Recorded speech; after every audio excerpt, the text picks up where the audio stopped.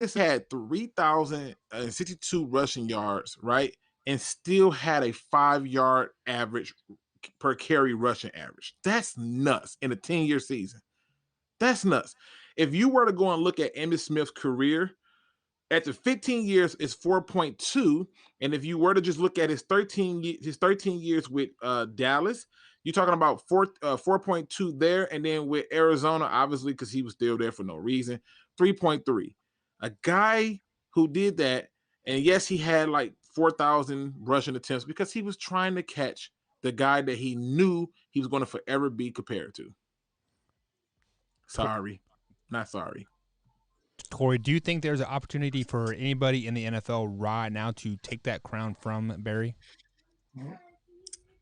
As the greatest running back? We don't care what you think, Tori, because that's how we're going to end the show tonight. Man Hour Nation, rise up. After show has started, guys. Join us on the after show. Much appreciated. Have a great night, guys.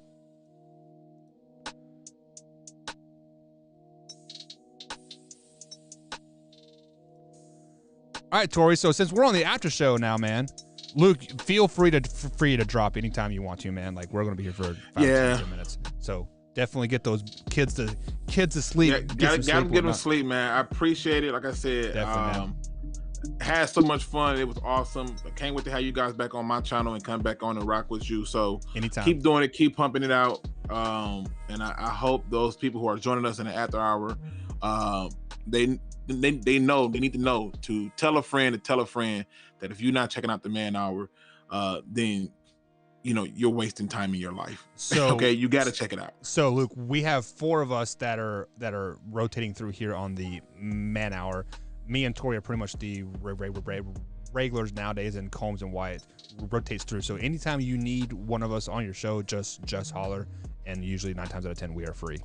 100%, man. So 100%. Let me go and get these kids to sleep. Y'all have a good one, all right? All right, you too, man. All right, man. Have a good night, Luke. You too. So, Tori, is there anybody in the NFL that could possibly take Barry Sanders' crown? I don't see it. Not right now. I mean, because we are geared more toward a pass-heavy league. I mean, the only one that could legitimately probably do it is probably King Henry, and he's already in his 5th season, right? Or 4th season. Yeah, see, and that's the thing. You would have to be one of those guys that comes right out the gate, has like 1,400 or 1,500 yards, sets that pace. And King Henry didn't start doing anything till his 3rd year. Yeah, which weren't you the one that was saying that the reason why Alabama players have such a hard time like adjusting is it just takes them time to learn the NFL game. Yeah, and then because then that's the time that Wyatt was like, I never really thought about it, but you're right. Yeah. And it does. A lot of times with the Alabama players, it takes them just a little bit of time, but they usually will adjust.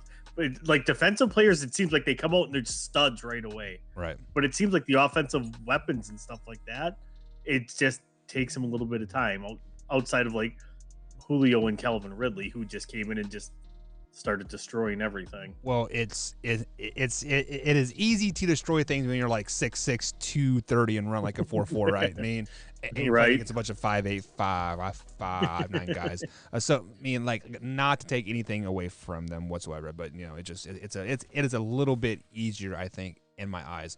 But the question that I want to bring up on the show here that we could just had time because we're breaking down the FC East and like whatnot.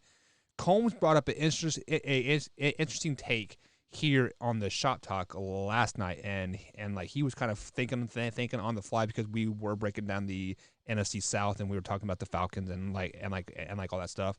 But he brought up the fact of like Julio Jones for Jordan Love, like it was Jordan Love, the tight end, and some draft picks for Julio Jones. Would you make that trade if you were the Packers? If they were serious about appeasing Rodgers, yes, but financially it would never happen because the money wouldn't match up. So the only reason why have squat. Well, the only reason why I even entertained that because I remember seeing something on Twitter that the Packers offered a restructuring of Aaron Rodgers' contract to free up $10.6 million in cap room.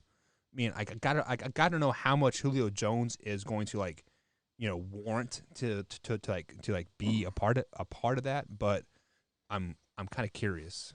Like, I well, because there was talk, but and I didn't think you could do it in the NFL because there was talk about like if the Falcons would eat some of the salary in order to make to facilitate. And I don't. It's not like baseball. I don't think teams can eat part of the salary in order to make the trade work. Because I was like, I've never really heard of that from an NFL team. But I mean, and maybe it does. Maybe it's just one of those like things that's never utilized right, because there is a hard cap. They get away with it in baseball because there is no hard cap. So uh, it's a weird situation, but I think you absolutely entertain that because and the thing is like yeah, they offered Aaron a restructure, but what he really wants is an extension. right. So yeah, you make that deal if you can make that deal. If it works out financially, Hmm. I would bet 10 times out of 10 that you say, Aaron, you know, we're going to throw 2 more years on your deal. We're going to restructure to free up the money so we can bring Julio in. I guarantee he probably makes that deal to make the team better for if it's going to bring it to, quote unquote, his liking. Right. So you being part owner of the Green Bay Packers, you're like your 0.001% that like you own. What is the big drawback of kind of just like not giving into like giving into Aaron? Hey, he wants an extension. He wants to stay here. Like, what is the drawback? I mean, because he's 36 years old or 37. 37. Yeah. So, and that's part of it. And as we've said before, no quarterback has played in Green Bay past the age of 37. So, um, the thing is the Packers, as much as they try to like our fans and our team and we love everybody, da da da da da, they still are a business. They run it as if it's a business. So, which is a good and a bad thing because the good thing is that a lot of times they won't get suckered into a stupid thing. They won't get, they're like, nope, that doesn't make good business sense. You know, the bad part of it is they're going to stick to their guns, much like a business would. Hmm. Like you could walk into your boss's office and say, I want to renegotiate and I want more money, and you're like, well, there's the door. And Right. that's kind of how the Packers still operate. That's how they operate the the day to day operations with the players because they're like, you signed a contract. Yes. You should honor that. So Right. Right. Right. and have me having been somebody that's been on both sides of the table now for negotiating contracts and stuff like that because I was a union rep. So it's I get both sides of it. I really do. I see both sides, but I will tend to side with Rogers on this one just because the reason I do side with Rodgers is because of the whole fact that they basically traded up to get a quarterback and they never said anything to him. Right. If you've had Right. somebody Right. that has given that much to your franchise and has done a lot of winning for your franchise, to just draft a quarterback without saying, "Hey, Aaron, we're thinking about picking a guy," is a slap in the face. And so that I can't blame him for being a little slighted at that one. So so first things first, guys. Welcome to the after show. We are giving you guys a free peek show of the after show tonight. Normally, you have to be a member on the YouTube page to be able to view this after show here. So if you're watching us, welcome. Hopefully you join us for as little as 99 cents a month. You get to see us in like just raw, laid back version of us. But two things that you brought up there, Tori, like I'm kind of curious, like about like you said the player should honor his contract, play it out. Yes, you signed this 5-year, $8 million deal. You should honor that. Yes, I know you're playing at a $25 million level, but you signed this deal. So if you are in that mindset, I'm being devil's advocate 100% here. So don't look into it one way or the other. But if that were the case, shouldn't franchises honor contracts here? Too make their contracts guaranteed. Like yeah, I signed you for 6 years, $100 million deal. but you just aren't playing good, and I cut you. Shouldn't that contract still be honored? See, now you said I said this. I said no, the Packers. That's the way the Packers run things. Not that is not my belief. But Okay. yeah, I agree. I agree with you on that one because at that point the organization can cut ties. Right. Granted, yes, they are still penalized for a portion for cutting that person. However, Quote the dead cap if hip or whatever that means, which is right, stupid. but I still, digress. they still either way they still save money. So the guy's cap hit was 27 million, but we're gonna have to carry 21 million in dead. You still saved $6 million. Right. That guy's still out of a job. See, and like, I mean, like, I'm not going to act like I know like all the red tape and all the blue tape of like all these contract, but like, if a guy isn't on my team, there shouldn't be any dead cap hit. Yes, I know that like teams could probably exploit that somehow, some way. Hey, we're going to cut Jared Goff because he's owed $85 million this next year, and we'll have $77 million to pay him. So I cut him and I resign his deal for $2 million. This first year, and we keep doing that, and like, but he still gets his Well, money. and the reason they do that is to stop teams from inking every player under the sun to these big contracts that they are never going to pay. So it would literally end up making stack teams to where that they're saying, "Oh, we're going to do it," and knowing that they are never going to pay them. So the perfect example would be the Florida Marlins. How about Taysom like Hill? when they won. That is all guaranteed money. That $100 million deal that he just signed, like I think only like 600,000 is guaranteed. Yeah, like, and it's all like it's basically a series of yeah. 1 year It's 1 year contracts. It is all incentive based. Like you have to throw like 5,000 yards to get this right. money. It's But stupid. my thing is I revert back to when the Saints drafted Ricky Williams, and when Ricky Williams had Master P as his agent. But as for much as we all laughed at that contract, his contract was very minimal, and it was almost 100% incentive based, which I actually agree with because it's going to force these guys to work harder. Now I get it. The downside is maybe you had a really good year 1 year and you hit all your incentives. You got injured the next year. Now you can't hit your incentives. Yeah. You might have went smoke from dope making and get suspended for 8 games, right? well, but still, like, so you made $7 million last year, but now I'm going to make league minimum this year, and I'm going to make 500,000. Yeah. So, I mean, I get why they don't do it. However, I think if the league said, okay, this is the absolute minimum you can, or that you will be paid, this is what you will make, and the rest is incentive based. I think it makes for better football because it just made it that much more competitive. Because players are going to play that. That's a good point. So that's a great point. Like actually. I get it, but there again, you would need the injury clauses. There would be escalators for but see, injury clauses. Red flag there. If it all incentive pace, why not stack a team to meet all your incentives? Go to the Super Bowl and get that extra $1 million. I mean, there'd be no point of like not being honest, right? Like a stack team. But like if they did it like for every team, if they made it standard for every team. Yeah, but so let's just say that I am a linebacker for coming out of college, right?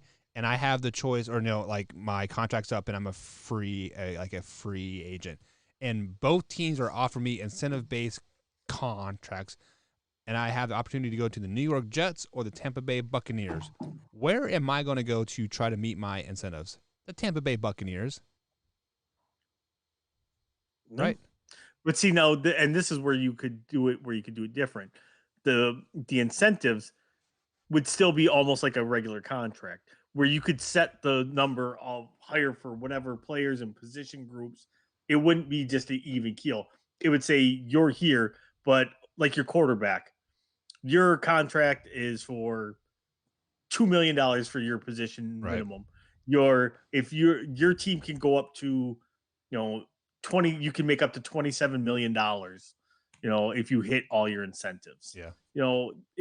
Whereas like a center, a center might be like, well, your base pay is $1 million, and with if you hit all your incentives, it goes to like 5 million. So you could still keep the hard cap in place, Yeah. but you would just be able to prioritize and set a number to stay into under the cap for each position group. Yeah, so it's really, really intriguing. But we do have a new member over here, Tori, Mr. Bo. Welcome to the Man Hour Nation, man. Thank you for becoming a member and joining this. And he is a bronze member, so I believe, Tori, after 6 months of being a member, he gets a free T-shirt, if I'm not mistaken. So I do believe so. So Bo, at some point, whenever you get a chance in the next few days there, go over to manhourradio.com and pick out what shirt you like, so you can definitely rep the Man Hour logo here. So he did have a question for us, Tori. You have a dog, like a little small I dog, do. like a little lap dog. Are you a dog person or a cat person? Oh, I'm hands down a dog person. I've always been a dog Mm. person. I am allergic as the day is long to cats. And for whatever reason, cats absolutely love me if they're around me. And I will just start sneezing. My eyes will water. And it's like, but yeah, I'm a total dog person because a cat doesn't play fetch. A cat's not a Yeah. cat's not gonna stop. A cat's not gonna alert me to somebody breaking into my A house. cat poops in the So house. Yeah, right. right. Well, I don't know. The little Boston terrorist likes to pull that sometimes, Oh, but hell not no. not very often. And the thing is because her mother lets her get away with murder, and I do not let her get away with anything Mm.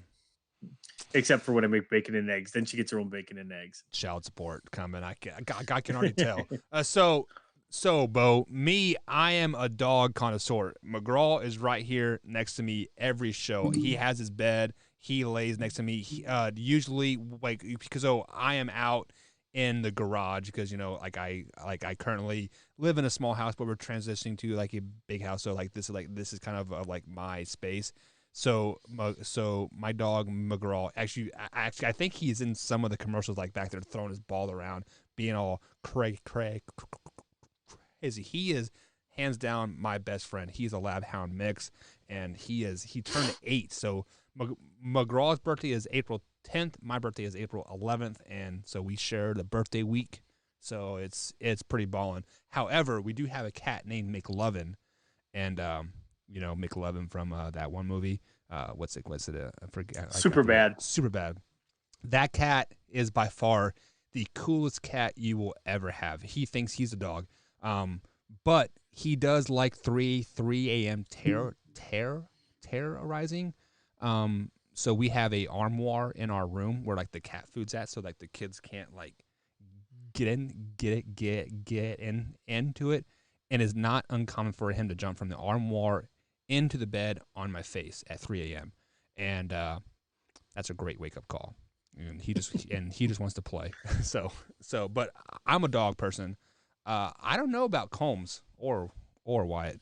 I guess we don't know them as well as we thought we did. Wyatt kicks puppies. Yeah, Wyatt does At least kick that's puppies. at least that's the hashtag I use whenever he says stupid stuff. So Bo says he has an 8-year-old and a 7-year-old Rottweiler. So, I mean, Rottweilers are probably one of the most loyal dogs out there, if I'm not mistaken. Yes, they are. So, I actually had Rottweilers get a bad rap because they kind of have like that mean look to them, but they're the nicest dogs ever. And I had a pit bull, that kind of has that mean, or had that mean look. And we had a guy break into our house at one particular time when I lived back in Kansas. I was about 25, 26. This dog, his name was Harley, and he went with me everywhere. He was a 160-pound pit bull, so he was a pit bull massive mix. And so I was at work, and some guy broke into our house. We had those cameras just like on our house. So like when the doors open, like I get like a cell phone alert saying, hey, they're like your doors open, right? So I'm sitting there watching my dog as this guy is ransacking my house. I'm like, You are a freaking pit bull, bull mastiff mix, and you're just letting some random dude walk into my house, take the TV off the wall, gather all my stuff, but then you see this guy walk into the back room, and my dog Harley is just like, what is this guy? Like, he kind of looks over, like, what is this guy doing? Harley gets up, walks over, sits down, and corners this guy in the corner. He never barked. He never got excited, but he just sits there and just looks at the guy. And I'm like, well, if this guy's gonna steal shit, he's like, he is gonna steal shit. I got like insurance, like whatever. So I go out and party that particular night because I could care less. I'm a college student. My dog had this guy cornered in the back corner for 12 hours. This guy is sitting there pissing and shitting himself because he's so scared of my dog. He's like, come and get your dog, man. I'm like, why? Like, you're in my house, dude. Like, what is wrong with you? But yeah, so. Why didn't you just call the cops and tell them to go to your house? I don't remember why. I was 23. Because it was more fun. Yeah, because it was more fun to watch the dog corner this guy and watch him shit himself. I'm 23, 24 years old, young and dumb, and the most valuable thing that the guy tried to take was my box television. You know those TVs that still had the big tube on the back. So I'm like, whatever, man. I just go buy a new TV. So Bo says he was late for today's show because his 8-year-old has getting ACL surgery. So his 8-year-old dog McGraw had that same ACL surgery. $12,000 that thing cost Tori to get an ACL done. Yeah, like on a dog. So we actually took McGraw down to a dog park, and he was about maybe just a year old, and some fat dog landed on him and blew out his ACL. So he now has steps up to the bed where he can like jump in and play and whatnot. But yeah. All right, guys, we are going to end the after show there. But Bo, hopefully your dog gets better, and I would like to see a picture of his cone head. Yeah. Yes. Send pictures of the dog. I will always take dog pictures. 100%. Love dog pictures. But guys, Man Hour Nation, guys, rise up. And Tori, sorry, man, I had to mute you. I was going to mute Luke, but we can't mute the guest tonight. You can't do that to a guest. Yeah. No. All right, guys. We'll see you guys tomorrow. Technically, I was a special guest, and now I'm not even special anymore. Yeah, you're just a guest now.